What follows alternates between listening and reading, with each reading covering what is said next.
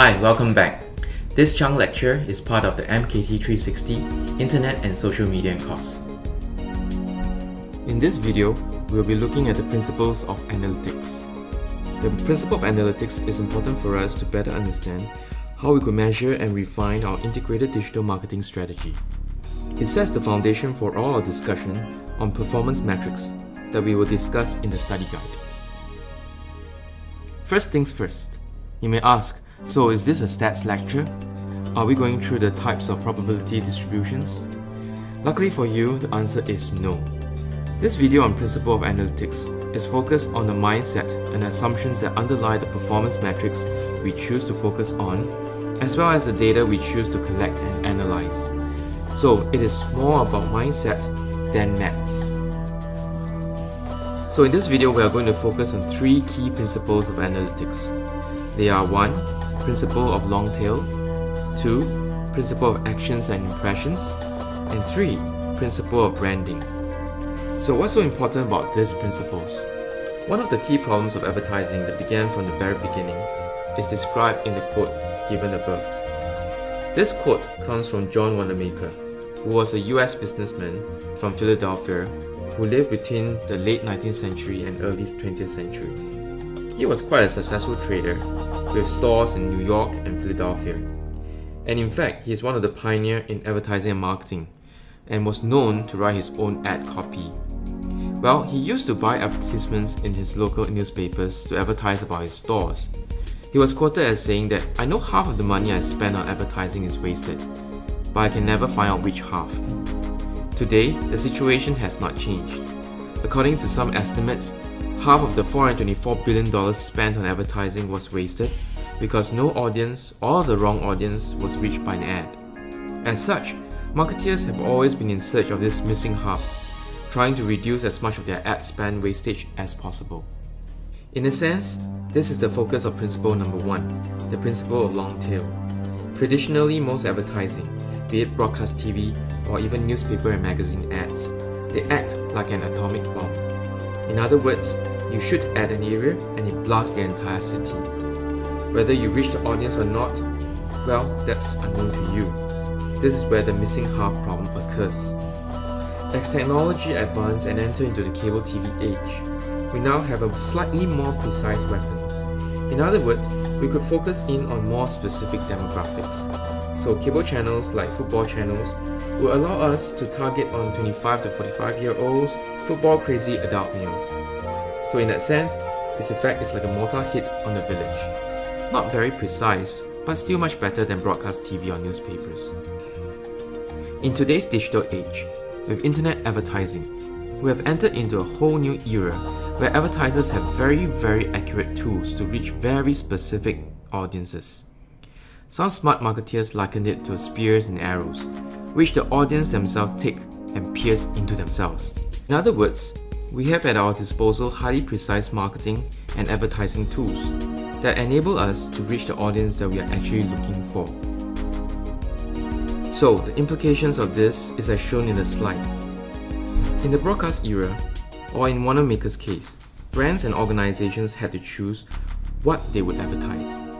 Not only was it costly to advertise, but because there was so much wastage and lack of precision, brands and organizations choose to play it safe and advertise only 5 to 10% of their product lines, or blockbusters as they call it. They then hope that with that set of advertising, the rest of the products would also receive some sort of halo effect. But with highly precise advertising tools, what we are witnessing is a 180 degrees change. Brands are now marketing every individual product they produce to that specific niche market that they believe will love their product. This is what we mean by the principle of the long tail, because it is actually leveraging on the long tail effect of the market. In other words, the principle of long tail is that we could segment the entire market completely through the internet advertising medium. As pointed out in the slide, we could create a separate marketing web page for each product for each niche market. By providing all these niche advertising markets, we could essentially remove as much of the ad wastage as possible. Specifically, think about the internet search marketing. We could match each user's search keyword with an advertiser's service or goods. This was not possible in the broadcast or cable TV medium, as it was too costly to reach those small target groups.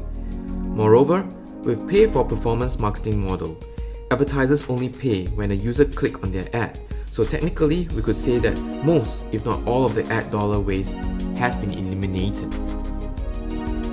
The iTunes Music Store is a great example of a long-tail marketplace. In the iTunes Store, you could find all types of music products listed on their online store. So at the extreme left end, you could find highly popular artist songs like Madonna's listed. But as you go towards the right, you will find less and less popular songs as noted by the sales number. But it is possible now to list all the songs in the virtual store.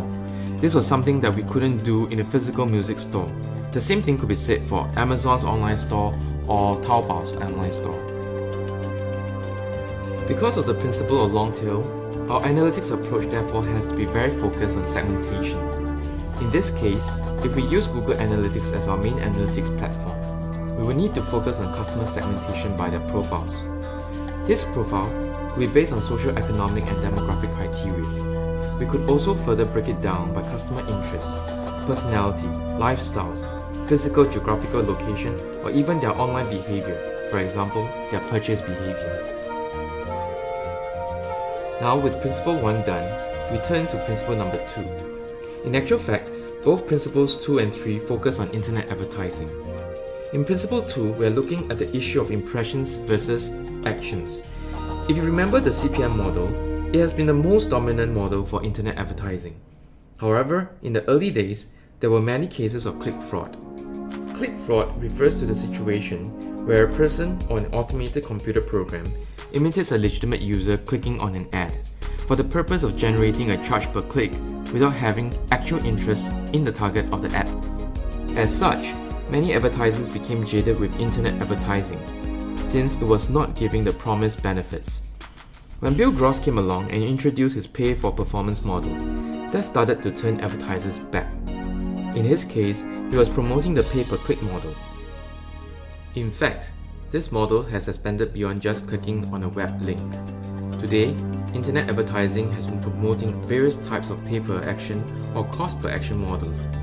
In some cases, advertisers can now choose to pay only when a user downloads a file. For example, a publisher may place a text link from an advertiser on his website. When the user clicks the link, she is directed to the advertiser's website instead. She then will be asked to take a survey. If she completes the survey, the action has been completed and the advertisers pay the publisher a certain amount based on the cost per action. In this slide, we can see how Ford Motors, a US automobile company, uses a banner ad with a call for action. When users click on that ad, they can choose to download an offer or allow for an email ad to be sent to them. All this type constitutes a cost per action model. As such, with the principle of actions not impressions, analytics for internet advertising is focused on click-through rates and conversion rates. The formulas for the two concepts are given in this slide. Formally, we'll define click-through rate as the number of clicks on an ad divided by the number of times the ad is shown and expressed as a percentage. This helps provide the baseline idea of how popular the ad was. However, we are more interested in the second metric, which is conversion rate. This is the proportion of visits to a website who take action divided by the total visitors to the site, expressed as a percentage.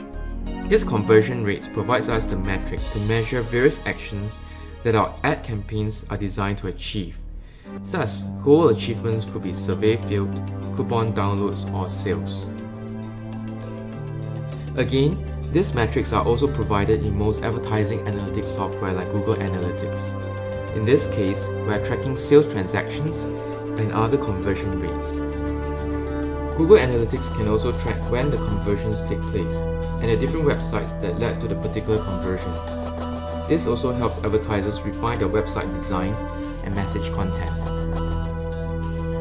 Finally, with regards to the third principle, we turn our focus back to the issue of branding. While Principle 2 helps us deal with the click fraud, as well as focus on tangible deliverables, advertisers also understood that this only works if users are quite clear about what they are looking for.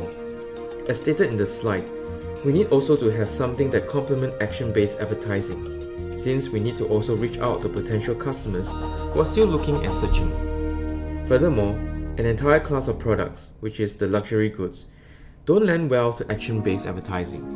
Instead, for this class of goods, advertising is mainly to help build and maintain their brand, as well as to deliver a strong impression to their target audience.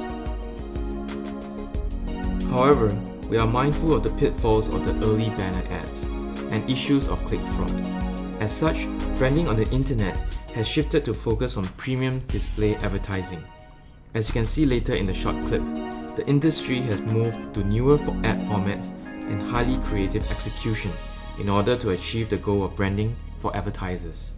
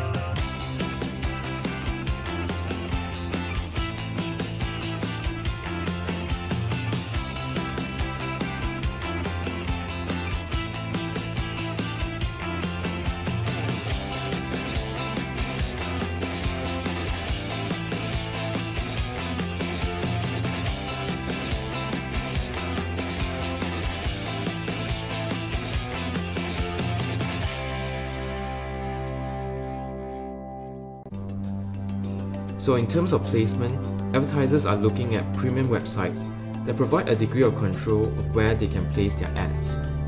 In this slide, we see a premium publisher, which is the Washington Post, who uses an F layout to display the smaller ads at the top layer of the page. This is the more visible part of the page and thus is a premium spot for ads. The larger ads are on the left-hand column, where readers are less drawn to that as they are focused on the content, but they provide them with larger ad space to make up for that situation. In this slide, we contrast two types of websites to show how a premium content page looks like versus a less premium one. Take a second to look at both sites. Ignore their brand first. Which one, left or right, looks more like a premium site?